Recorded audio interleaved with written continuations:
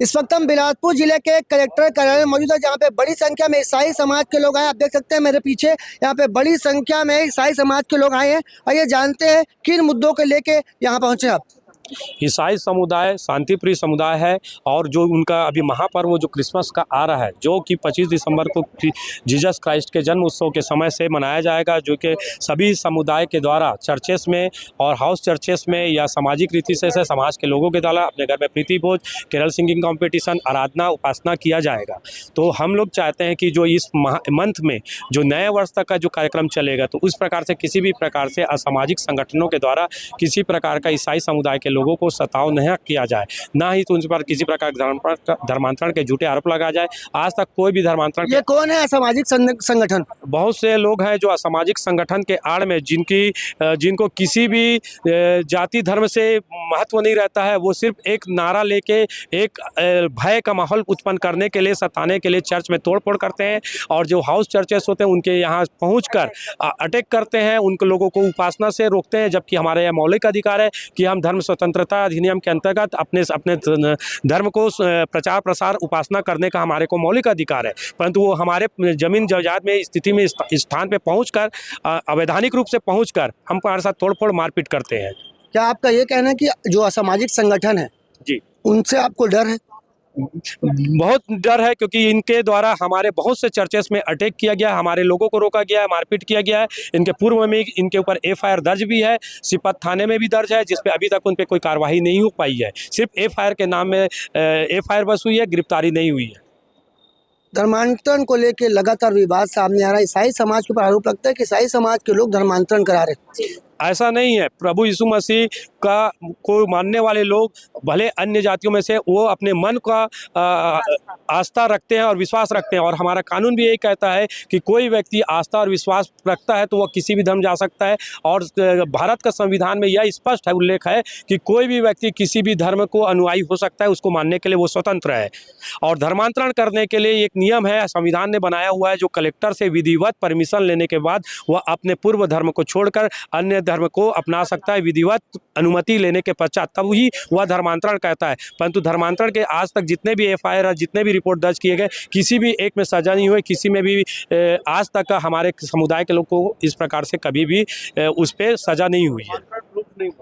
25 दिसंबर को ईसाई समाज का एक बड़ा पर्व है, पर पर्व के पहले ईसाई समाज के अंदर दहशत का माहौल है। आइए महिलाएं भी यहाँ पे आई हैं, जानते हैं किन मुद्दों को लेकर यहाँ पहुंची। मेरा नाम पास्टर पूनम शर्मा है और मैं बताना चाहूँगी हमारी आस्था जीसस है।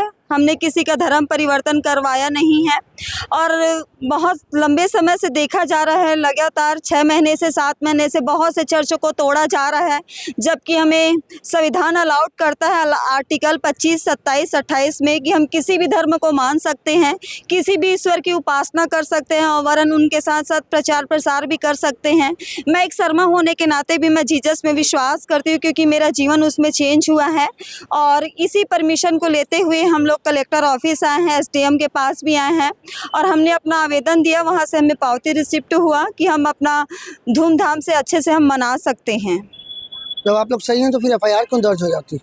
अभी तक कोई प्रूफ नहीं मिल पाया है कि किसी पास्टर ने किसी बिलीवर्स का धर्म चेंज हुआ है। प्रशासन हमारी नहीं सुनती, पुलिस थाना में भी हमारा नहीं सुनवाई होता है, महिलाओं पर भी कई लोगों के ऊपर FIR है और ये जबकि सही नहीं है, बल्कि प्रशासन को इस विषय में ध्यान देना चाहिए। और हमारा केवल आस्था जीसस में है। हमारा आत्मिक उद्देश्य ये नहीं है कि किसी के धर्म को ठेस पहुंचाना। हम इकट्ठे होकर केवल सिंपल रीति से प्रार्थना दुआ करते हैं, हम किसी को दबाव से इस परमेश्वर में आने के लिए फोर्स नहीं करते। इनका कहना है कि ईसाई समाज का सुनने वाला कोई नहीं है, ना पुलिस वाले सुनते हैं, ना प्रशासनिक अधिकारी सुनते हैं। 25 दिसंबर को एक बड़ा आयोजन होने वाला है, इनका एक त्यौहार है, जिसे लेकर यहाँ पे बड़ी संख्या में आप देख सकते हैं ईसाई समाज के लोग यहाँ पे मौजूद हैं। यहाँ पे और भी लोग आइए उनसे बात करते हैं। अगर आप जो प्रार्थना सभा का आयोजन करते हैं उसमें दूसरे समाज के लोगों को क्यों बुलाया जाता है? देखिए, त्यौहार है, जैसे आप दीपावली में हमको बुलाते हैं, हम भी अपने प्यारे लोगों को बुलाते हैं और बहुत से लोग अपने से आते हैं और सम्मिलित होते हैं। इसमें बुलाने और नहीं बुलाने का सवाल पैदा नहीं होता है। एक प्रेम का संदेश है, हम लोग कभी ऐसे लोग तो बोलते हैं कि धर्मांतरण, आज तक किसी का कोई ज़बरदस्ती धर्मांतरण नहीं कर सकता, चाहे कोई भी हो, और आज तक कोई भी ऐसा प्रूफ भी नहीं हुआ है कि किसी का ज़बरदस्त। हम तो कहते हैं अगर कोई किसी का ज़बरदस्ती धर्मांतरण करता है तो सरकार उसे प्रूफ होता है तो बड़ी से बड़ी सज़ा दे। हम उसको रोकने बिल्कुल नहीं आए हैं। हम यही कहते हैं कि कोई अगर स्वेच्छा से, जो हमें संविधान अधिकार दिया है, मौलिक अधिकार, अगर हम उसमें चलते हैं तो हमारा सरकार हमें अधिकार दिया है कि हम उसमें आगे बढ़ें।